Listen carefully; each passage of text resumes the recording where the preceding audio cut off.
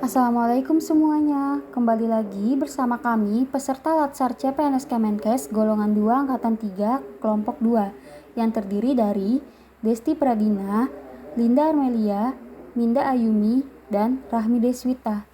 Kali ini kami akan melakukan analisa kasus berakhlak dari film pendek Rumah Perkara. Berikut sinopsis dari Rumah Perkara. Film Rumah Perkara disutradarai oleh Emil Heradi. Film ini menceritakan tentang seorang lurah bernama Yatno yang melakukan tindakan korupsi di desanya. Yatno mendapat jabatan sebagai lurah karena bantuan yang diterima dari seorang pengusaha developer perumahan yang bernama Jaya. Sebelum menjadi seorang lurah, Yatno berkampanye dengan mengatakan janji-janji manis kepada masyarakat desa bahwa Yatno akan menjaga kesejahteraan warganya.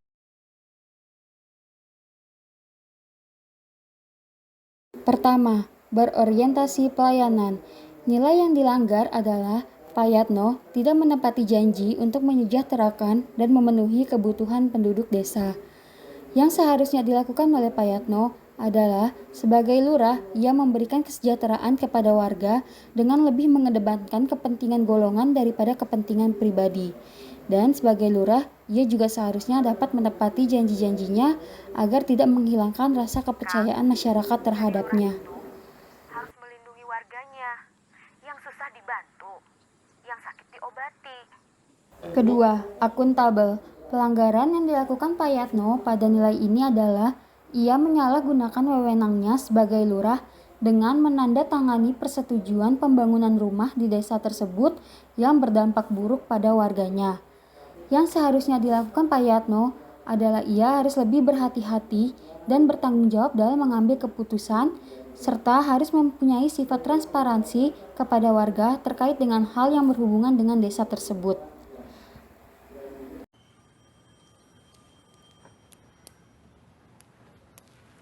Kata Pak Jaya, jadi petani zaman sekarang ini serba susah, Pak. Nilai kompeten. Pelanggaran yang dilakukan oleh Pak Yatna yaitu tidak memenuhi nilai kompeten karena tidak melaksanakan tugas dan kewajibannya sebagai lurah dengan baik. Solusi, seharusnya sebagai lurah harus sadar dan mengerti apa saja tugas dan kewajibannya untuk menyejahterakan masyarakatnya. Kang, jadi lurah itu harus melindungi warganya, yang susah dibantu, yang sakit diobati. Harmonis. Pelanggaran yang dilakukan oleh lurah yaitu tidak dapat membantu warganya yang kesulitan karena rumahnya harus terpaksa digusur. Solusinya, harusnya lurah bisa saling membantu dengan warga dan mendengarkan aspirasi dari warga.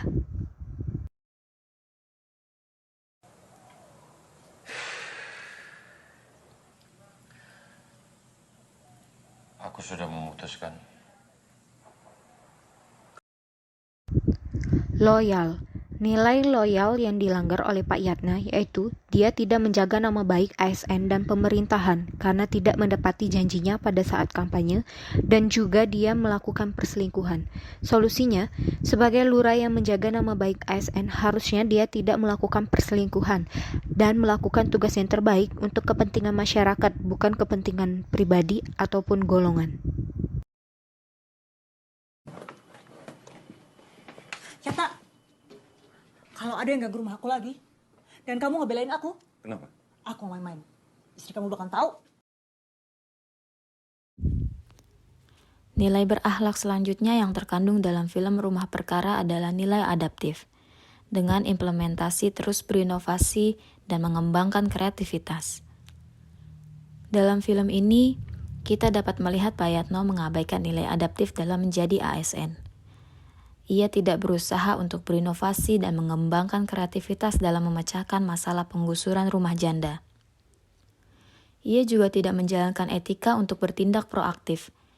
Dalam masalah ini, ia justru lepas tanggung jawab dari fakta bahwa penyebab penggusuran ini terjadi karena tuntutan hutang budi atas terpilihnya Pak Yatno menjadi lurah. Secara sepihak, Pak Yatno menuruti permintaan Pak Jaya dengan memaksa janda tersebut agar merelakan rumahnya.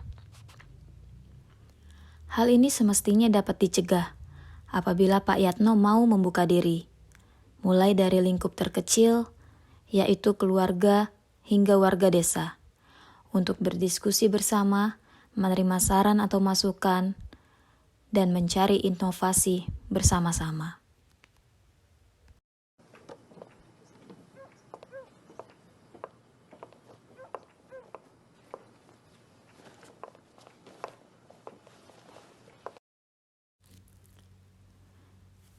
Selanjutnya, nilai kolaboratif. Dengan implementasi, memberi kesempatan semua pihak berkontribusi dan bekerja sama untuk menghasilkan nilai tambah. Dalam film ini, memperlihatkan sikap Pak Yatno yang mengabaikan nilai kolaboratif. Dalam menjalankan tugas jabatannya, ia tidak hanya menutup kesempatan warga untuk berkontribusi dalam pemecahan masalah ini dengan sikapnya yang tidak terbuka. Ia juga tidak berinisiatif untuk menjalin kerjasama dengan pihak-pihak atasan seperti camat, wali kota, ataupun instansi lainnya. Hal ini semestinya dapat dicegah apabila Pak Yatno mengindahkan nilai kerjasama dengan warga atau atasan untuk bermusyawarah mufakat dalam mencari solusi dari tekanan Pak Jaya yang ingin menggusur rumah janda.